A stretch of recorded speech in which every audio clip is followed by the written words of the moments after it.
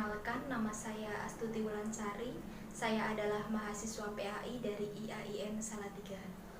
Di sini saya akan mempraktikkan sebuah pembelajaran tentang fikih, dan bab yang saya ambil adalah tentang toharoh. Kita mulai saja. Di sini ada kata toharoh. Toharoh itu berasal dari bahasa Arab, yakni an-nadhafatu, yang berarti bersih. Nah, toharoh ini bisa kita artikan sebagai mensucikan diri. Mensucikan diri artinya badan kita dari sebuah kotoran, dari hadas ataupun najis yang akan membuat diri kita bersih. Nah, kebersihan itu sangatlah penting karena jika kita bersih, kita mensucikan diri, maka ibadah kita akan menjadi sah, karena salah satu syarat dari ibadah adalah dalam keadaan yang suci. Jadi toharoh itu kan bersuci dari najis dan hadas. Nah, najis dan hadas ini memiliki perbedaan. Jikalau najis artinya adalah kotor atau keadaan tidak bersih, sedangkan hadas artinya adalah keadaan seseorang yang menyebabkan tidak suci. Nah, jadi antara keduanya ini sama-sama merupakan sebuah keadaan di mana tubuh kita, seseorang muslim itu dalam keadaan yang tidak bersih atau tidak suci, dan itu menjadikan sholatnya menjadi tidak sah, ibadahnya menjadi tidak sah. Nah, bagaimana agar sholatnya menjadi sah? Maka adalah dengan toharoh, yaitu mensucikan diri.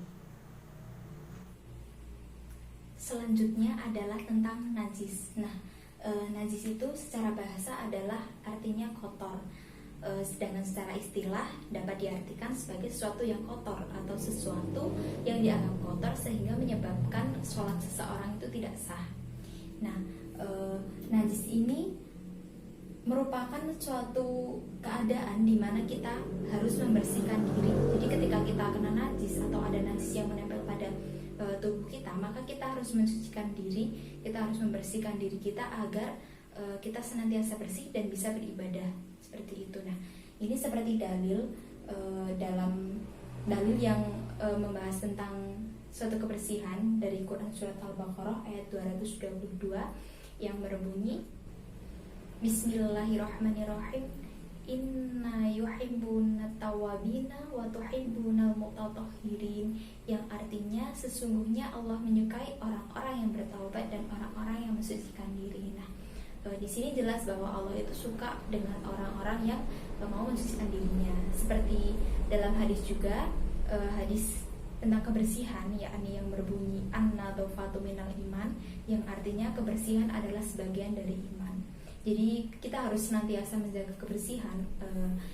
Itu artinya kita selalu dalam keadaan suci dan kita bisa melaksanakan ibadah secara sah, seperti itu.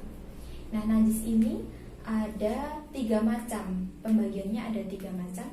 Yang pertama, najis mughaladhah. Nah, najis mughaladhah ini merupakan najis yang berat, najis yang besar. Contoh dari najis mughaladhah ini adalah terkena air liur anjing ataupun babi.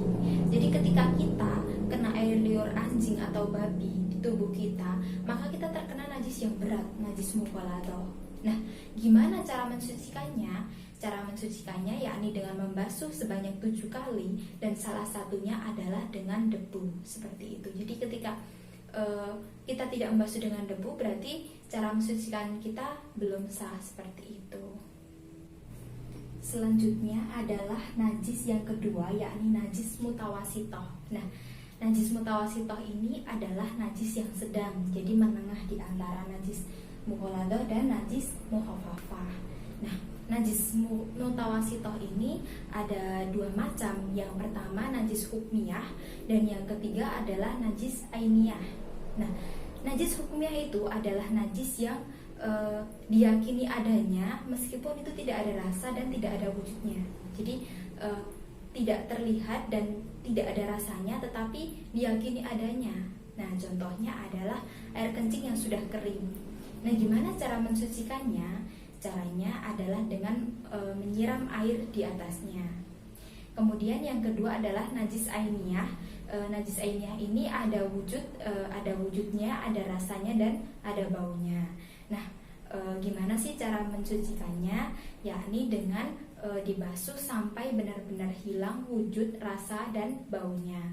Jadi najis mutawasitoh ini najis yang ringan dan ada yang berwujud dan ada yang tidak terlihat wujudnya tapi diyakini adanya.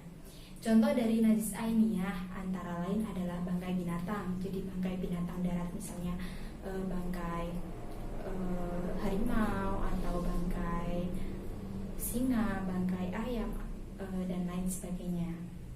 Kemudian selain bangkai ada juga darah. Nah, darah di sini kecuali darah manusia. Kemudian miras juga termasuk dalam najis mutawasitoh yang golongan ainiyah. Dan yang terakhir adalah nanah. Jadi nanah yang ada pada manusia itu termasuk dalam najis mutawasitoh. Kemudian kita lanjut yang ketiga, yakni najis mukhafafah. Nah, najis mukhafafah ini kecil seperti itu. Contohnya adalah air kecil seorang anak laki-laki atau anak laki-laki yang belum memakan apapun kecuali jika kita terkena air kencing dari anak laki-laki tersebut, maka itu disebut sebagai najis mukhafafah. Nah, cara mensucikannya yakni dengan diperciki dengan air seperti itu. Nah, itulah macam-macam dari najis. Ada 3 jenis. Nah, sebenarnya ada satu lagi najis yang keempat, yakni najis ma'fu atau najis yang dimaafkan. Nah, kenapa? Karena najis tersebut susah dideteksi, jadi susah untuk mengenalinya. Seperti itu, misalnya ketika kita di jalan lalu kita terkena sebuah kotoran tapi kita nggak tahu kalau ternyata itu adalah najis. Nah, itu termasuk najis yang dimakfu atau najis yang dimaafkan. Demikianlah yang bisa saya sampaikan. Semoga sedikit yang saya sampaikan bermanfaat untuk kita semua. Mohon maaf apabila ada salah kata dan ada kekurangan. Billahi taufiq wal hidayah. Wassalamualaikum warahmatullahi wabarakatuh.